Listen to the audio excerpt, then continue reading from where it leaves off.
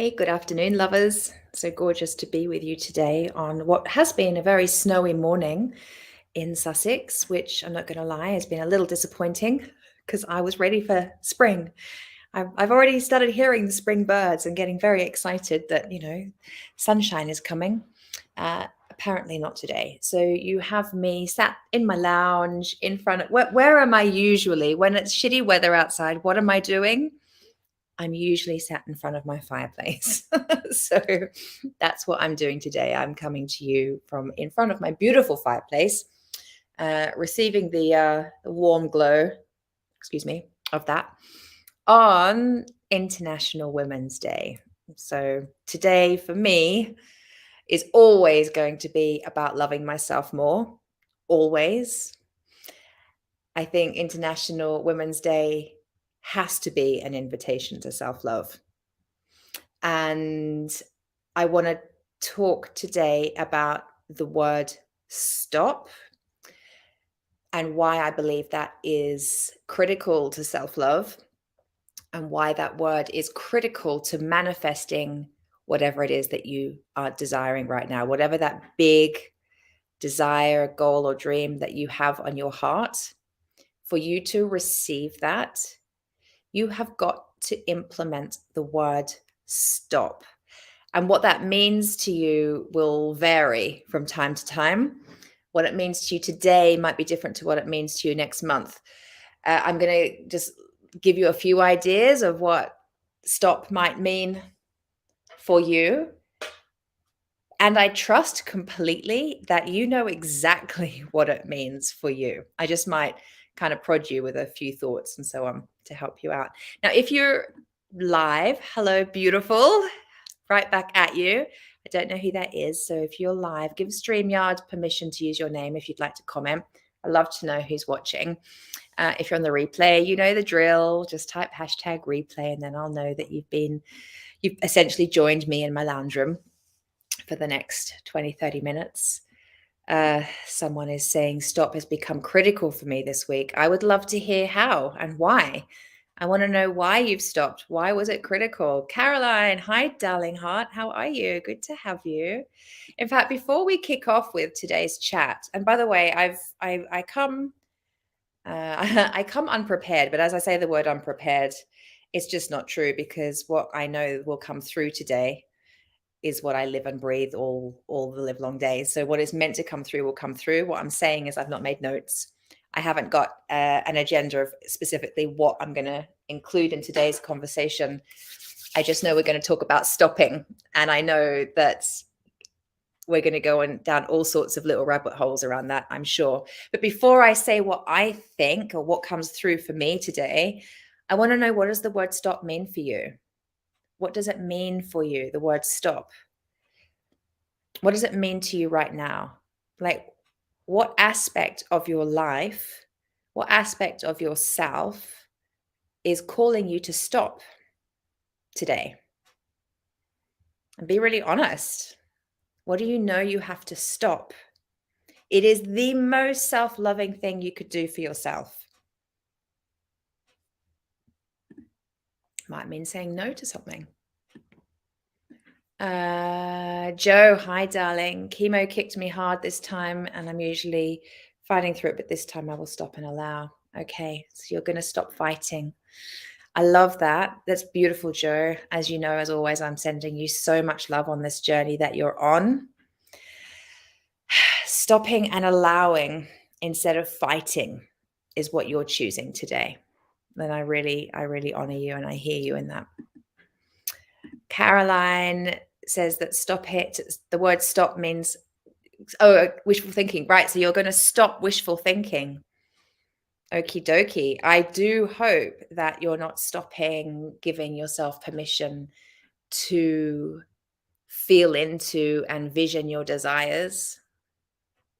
Because sometimes our desires can feel like wishful thinking. They can feel like completely nutty and blue sky and pipe dream and like, what the hell am I thinking? I mean, I actually felt like that when I was single and I wanted to meet my man, because the kind of guy that I wanted to be with, I had a voice saying, it's not meant for you. That can't happen for you. That's wishful thinking. but I had to hold true to the desires of my heart. That's a crucial part of manifesting. Stop feeling guilty if I don't do everything I feel I should be doing. Oh, I like that. I like that a lot. Stop feeling guilty if I don't do everything I feel I should be doing. Well, the word feel and should don't really go hand in hand, do they? How you feel is what you got to take action on. The should, whenever there's a should, it usually means perhaps not for you.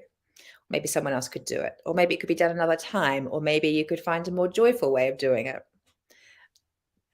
You get the idea. But I love that. So you're going to stop feeling guilty. Beautiful. And for so many women, the word stop is going to be about that.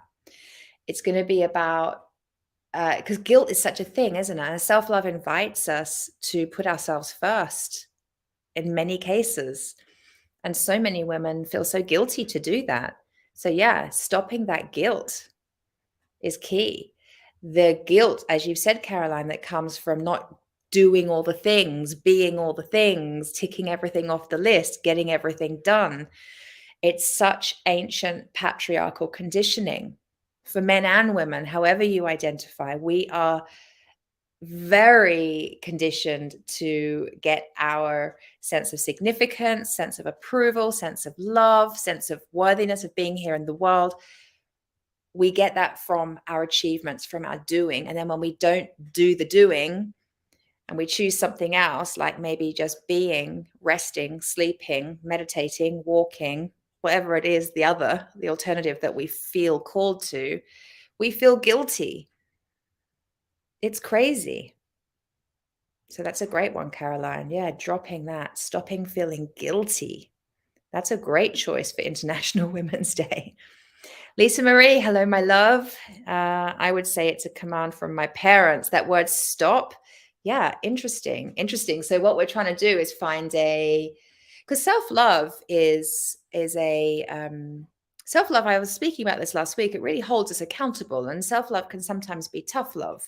And sometimes that tough love is to tell ourselves to stop, right? To stop, whether it be to physically stop or to stop the mental self-sabotage.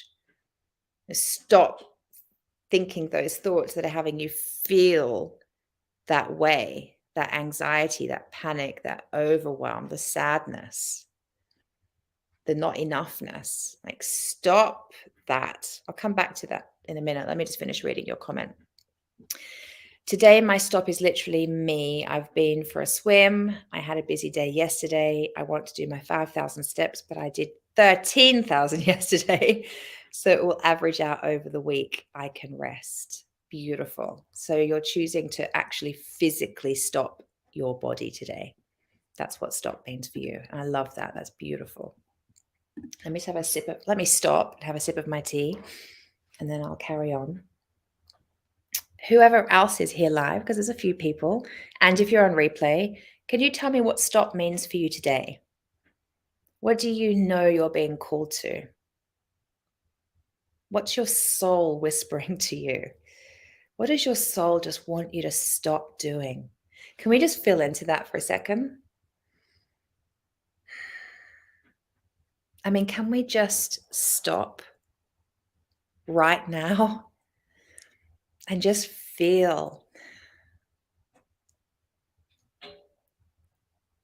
Just drop down from our head where we hang out most of the time and into our bodies, into our hearts. It always helps to put a hand on your heart to do that.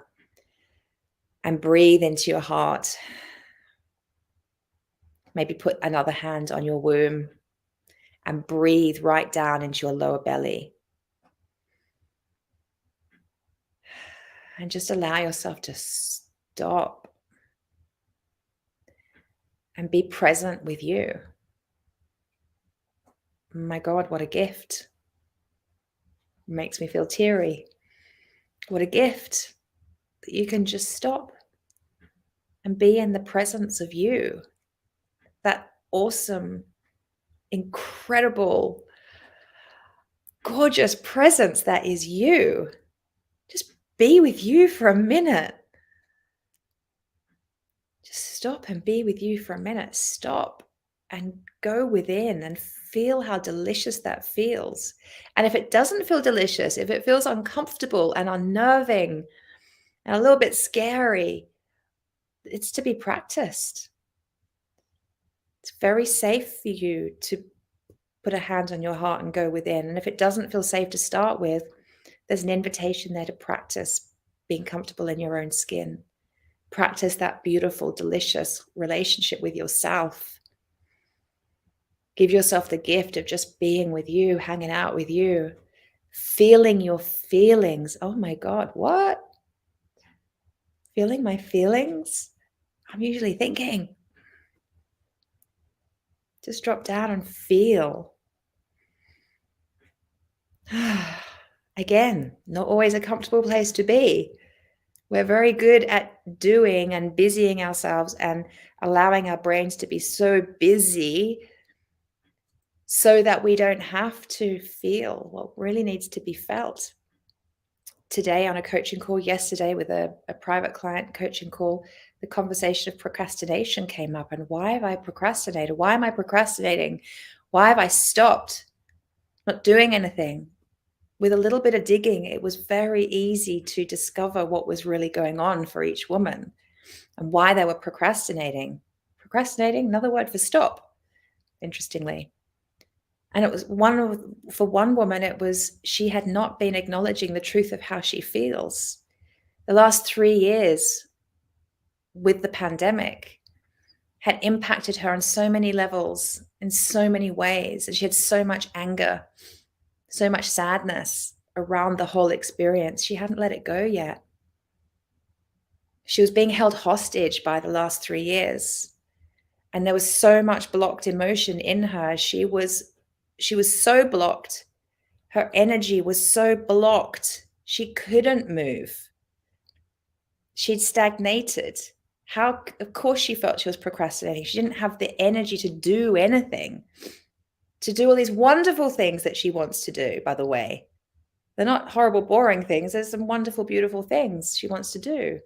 Basic things like getting out in nature, going for a beautiful walk. She was not allowing herself to do that. So simple, because she was blocked from not feeling her feelings. And by not feeling her feelings, not only was she blocked in terms of taking action on the things that would make her feel good, but she was feeling unwell. She wasn't sleeping well. You know, when we are emotionally blocked, it affects us physically, it affects everything, our vitality, our well-being, our quality of sleep, our emotions, our moods, all the things. So she's being invited to actually really tap in and feel her feelings, to unlock the procrastination.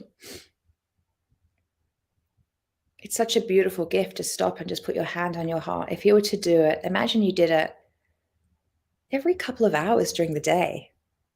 Imagine you did it every time you took a wee break. Every time you nip to the loo, just stop, put your hand on your heart.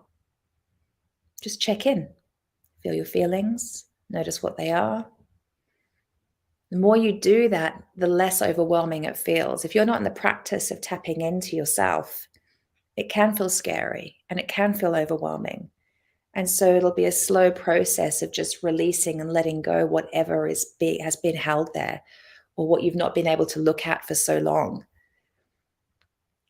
And then it becomes maintenance.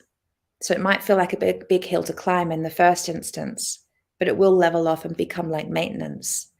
And that level of self-care and self-love will give you so much energy, so much vitality to achieve so many wonderful things, but from a place of overflowing energy, not from a place of lack and exhaustion and shriveled upness. You want your energy feeling really juicy, right? I was going to take a sip of tea.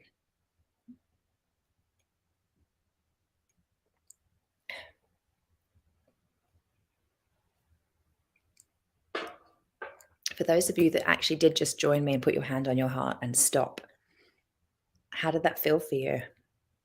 Was it nice? Was it really scary and overwhelming? Like, what was it for you? If you're willing to share, I'd be really interested to read.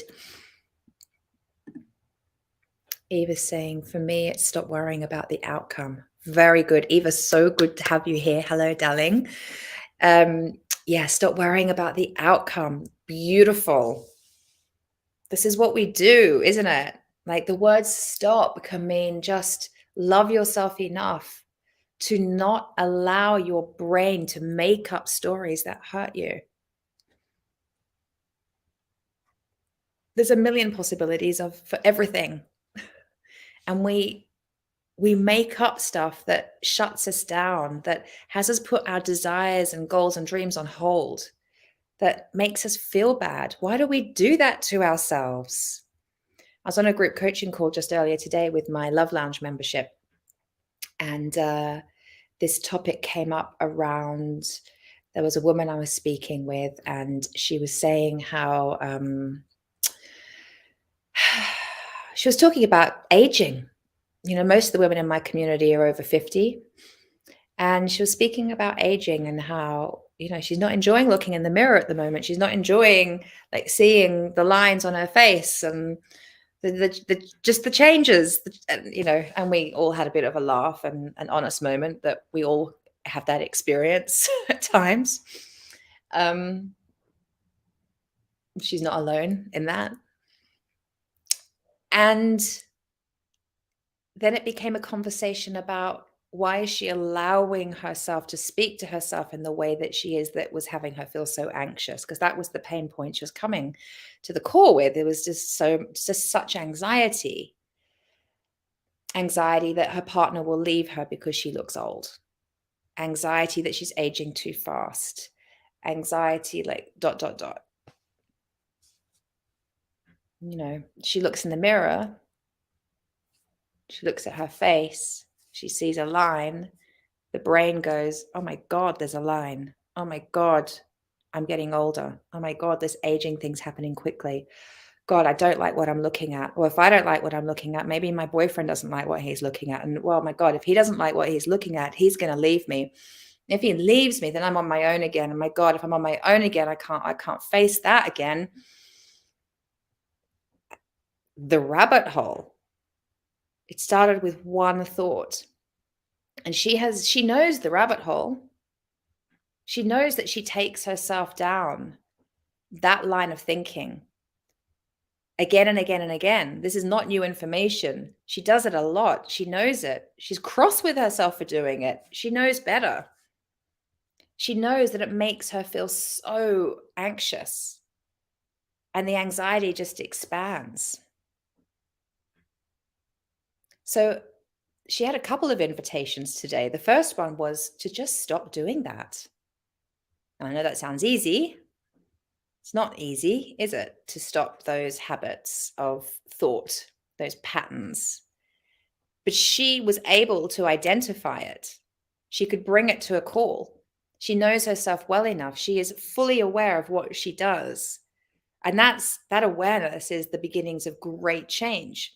Now she just has to strengthen the muscle that doesn't allow herself to go down that rabbit hole. When she looks in the mirror, now she chooses, this is her homework. She's going to choose to stop as soon as that thought process comes in. Got a wrinkle. I'm aging. As soon as that begins, she's going to lovingly love herself enough to stop and choose to think about something positive and exciting, something she's looking forward to instead. Because the brain is always looking for something to latch onto. The brain wants to think, it's what it does. Let's just give it something delicious to feast on. Let's not give our brain our deepest worries and insecurities and allow it to feast on that and have us feel dreadful. Let's give our brain something yummy to feast on, to really devour. So I said, what are you looking forward to? What's coming up for you? She's like, well, that's half the problem. I don't know. I don't know what my desires are. Because she's so conditioned to feeling overwhelmed and anxious. It's so normalized for her to listen to those mean voices. It will take huge determination and persistence to practice stopping herself going down those rabbit holes and choosing to think about something exciting or something she's creating, something she's looking forward to choose to think about that instead. It's going to take a lot of practice. But I think we talked about this last week, like self-love in action takes a lot of practice, a lot of persistence and determination. You don't just suddenly rewire your mind. It takes a little time for I don't know the language. I always forget the language, but like the little, synapses in our brain to disconnect and then the new, strong, healthy, self-loving ones to reconnect. We got to build that. Creating new self-loving habits of behavior, that takes a little bit of time. A habit is just something that we do again and again and again. So we're going to stop doing that self-sabotaging one, as the word stop again, and we're going to start practicing something new again and again and again until it becomes our new normal. So her invitation, which is a really fun one, was to tap into her desires. I mean, the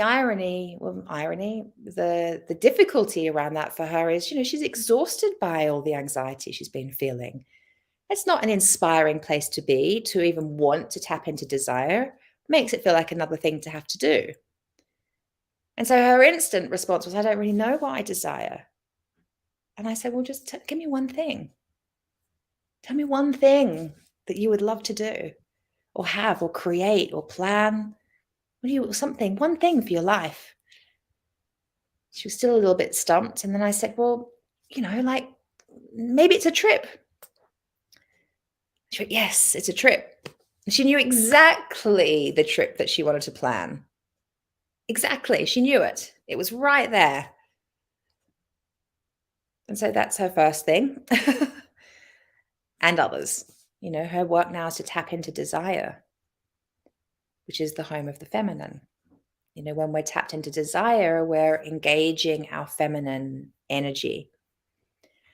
And when it comes to having the life that you desire, we need our feminine energy. And we can't be in our feminine unless we physically stop. We can't be in our feminine unless we choose to say no more. I'm drawing a line underneath it. I'm not going to be mean to myself anymore. I'm not going to say those words to myself anymore. I'm not going to allow myself to go down that rabbit hole of a conversation with myself anymore. Until we stop doing that and putting our energy into that, until we stop being busy all the time, we can't tap into our feminine and hear the whispers of our soul. If we're so used to just hearing the noise in our head, we can't hear the whispers in our soul. We have to choose to stop hearing the noise. Most of it's lies. If I told you to get out a pen and paper and write down all the shit that you say to yourself, and for every single line, ask yourself, is that true? Can you know 100% for sure, like it's fact, that that is true? 99.9% of the time, you're going to say, no, I can't say for sure that that's true. So what else is true?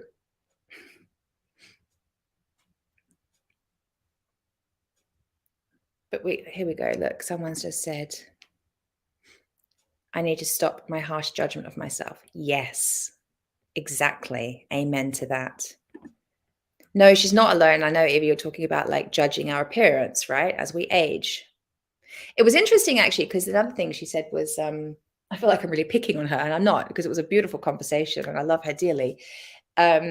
We were talking about, she said something like, why is it that women, being International Women's Day, why is it that women are judged so harshly for aging and men aren't? And I was like, that's an interesting belief. I don't believe that. I mean, I'm not saying it's not true. I'm not saying it doesn't happen. Yeah, it happens.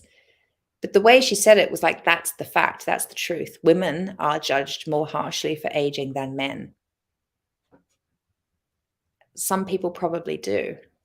She doesn't have to choose that to be her truth. I don't choose that to be my truth. Sophia, darling, hello. Nice to have you. Loving all your new t-shirts you're putting out, by the way. So good. I'm going to have another sip of tea, and then I'm going to go back to, I think I was on a thread around feminine energy, wasn't I? Let's tap back into that.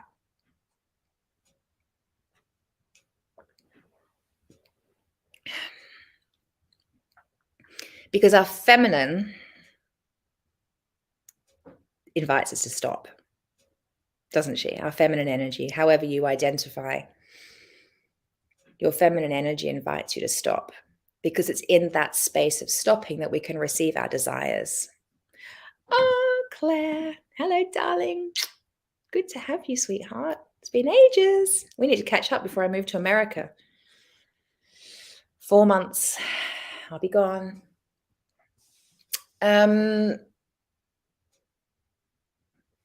Yeah, in our feminine, we can tap into desire. We can listen to the whispers of our soul, which knows the next step that we should take towards whatever our goal is. Whatever that thing is that you really, really want, that you really, really desire, your soul knows the next step. And spoiler alert, the next step to you receiving your ultimate desire is to tap into desire. Like, follow desire, be led by desire. Let the next choice you make be desire led, which means it will feel good for you. It will feel delicious and yummy. It will feel like the right next thing for you.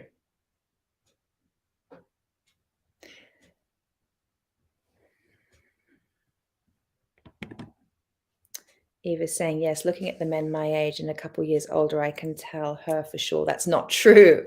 A lot of men don't age well at all. It's definitely an individual thing. That is so true. Yeah, it is. And our beliefs around that are what we choose them to believe. Like, some men age beautifully, some women. Look, that's a judgment right there. Some women or men age beautifully. That's such a judgment of mine. Might control or delete that judgment. We all age how we age.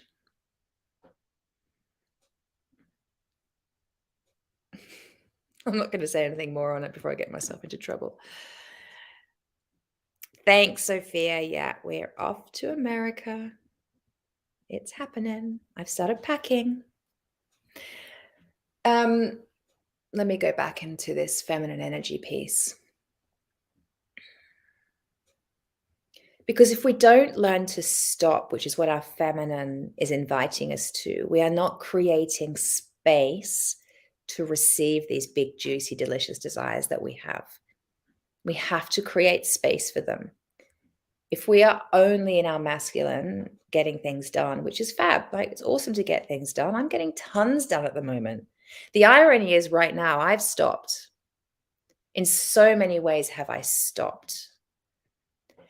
And yet I'm busy doing all sorts of things, just different things, what I feel called to. Like, I'm going to share with you, this is funny. So I've stopped in terms of a lot of aspects of my business professional life. Like, a lot of that has stopped for now, and I'm only doing what feels really good for me. I'm only fulfilling what I've said I would do, and I'm only fulfilling what I said I would do if it still feels really good for me, which has minimized my workload drastically. I don't have a lot going on that front. And I've chosen that because we're moving to America, and the way I am, the way my energy is, that move requires a lot of my energy and attention. And it's not just about packing boxes and getting quotes for the animals for flights over there. I could go on with a to-do list. It's not just the stuff that has to get done. It's who I'm becoming in the process. And I can feel an energetic expansion. I don't know all the reasons why we're being put in Alabama, America. Like, I know why my husband's being put there for his work, but I believe there's a much bigger picture at play here. And I can feel it in my energy, because I am pretty tapped into my energy, something I've been practicing for many years. And I know that I'm being called to something. And so I have been called this year to create a lot of space to stop. But interestingly, I've got quite a to-do list on my little pad here today. I'm going to read you my to-do list. First thing on my to-do list, call Dad, he lives in Australia, and ask him about Nana. Ask for pictures and information on that side of the family. Now, the reason that's on my to-do list is because with the space I'm creating for myself, which is part of my energetic expansion, I'm being very called into some ancestral healing work on a much deeper level and on a very new level to anything I've done before. Now, that wouldn't have arisen for me if I was busy in my business the way I have been the last few years. The space has allowed this to arise for me. And I know that what's coming from this is very valuable and very powerful. And it's exciting / scary. So on my to-do list today is to get in touch with my dad and talk to him about his mum. The next thing on my list says chauffeur quote. Look, actually, so there you go, look, chauffeur quote. Because I have a desire to, my son's got his prom coming up this year soon, just before we move away. And I want to book him and his friends a beautiful, fun car to take them to prom. So I'm going to get a quote. I've got here, sell tickets and sell stamps. How random is that? So selling tickets, I used to work in the sports industry, and through my packing on the weekend, I started packing up stuff and clearing stuff out. I found tons of Olympic Games and World Cup tickets. And I discovered with a bit of research that these are collectibles, that people like collecting this stuff. And there's quite some value sat in that envelope in my office. So I throw them all on eBay today. It's amazing how interested people are in this stuff. I was just going to throw them away. Sell stamps. I have my granddad's huge stamp collection. We've been holding on to it for over 10 years now. There's certain stamps and aspects of that collection that I will hold on to because they mean so much to me. And there's a lot there, gathering dust, worth probably thousands of pounds, that will bring somebody else so much joy. So I'm going to release them. The next thing on my list is create an altar. Oh, there it is, create an altar. So my altar that I am going to create, I've begun creating, is an altar offering love to my ancestors. Like I said, I'm on quite a journey with that. And that feels really delicious and exciting to create and creative. And the last thing on my list says ladies' lunch, because I'm going to be bringing together a bunch of women who I have connected with over the past 22 years of living in England. I want to honor this particular group of women and the part they've played in my life. And I want a lot of them to meet each other. They've never met each other. And I want to kind of leave a stamp on my UK sisterhood that they all know each other before I bugger off to America. What an amazing to-do list. Every single thing on that list is connected to desire. Well, full stop. It's connected to desire, whether that desire is to know myself more, to deepen my own healing, to celebrate my son, to celebrate my girlfriends, like to close down different chapters of my life. This is what has resulted from me stopping. That's what it means to me at the moment. So I'm not doing nothing. When I say I've stopped a lot of things, but in that space. And by the way, this is quite new to have a to-do list that's so desire-led, because for a few weeks of choosing to stop and pull back from the business, it was very, very uncomfortable. And I didn't know what the hell to do with myself. And I was doing jobs that didn't really need to be done in the business because I just, I was dealing with the guilt, like somebody said earlier. The guilt of stopping, the guilt of not being busy, the guilt of not showing up in the same way. I'm still showing up. I'm showing up for me in a big way. Isn't that the most important thing? I'm showing up for what I know I need. I'm showing up for what I know my energy needs. first and foremost. And now really delicious things are coming out of it. And I'm really enjoying the process. It's really beautiful. And every time, because it still happens, I get that voice that says you should be working, you should be doing X, Y, Z. I have to do that self-loving thing and have that chat with myself and say, stop.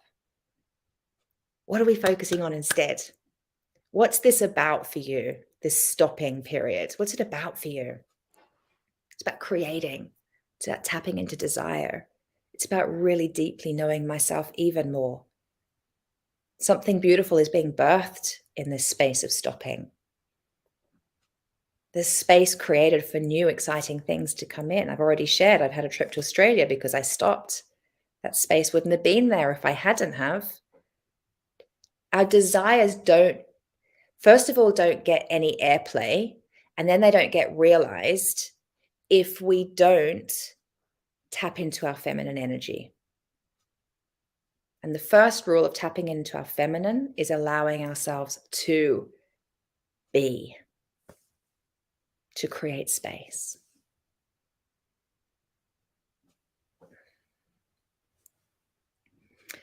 So I'm going to trust that we have touched on some ideas of what the word stop might mean for you. But you are you, and you're unique and beautiful.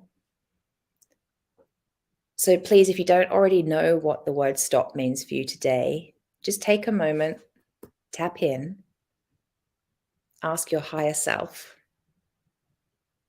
listen to your soul. What do you need to stop today? How could you love yourself more today on International Women's Day? I am looking forward to hearing more comments from women who watch the replay of this. That will be very fun. I am sending you so, so much love. Have a gorgeous rest of your day, and I will see you again next week. Bye, darlings.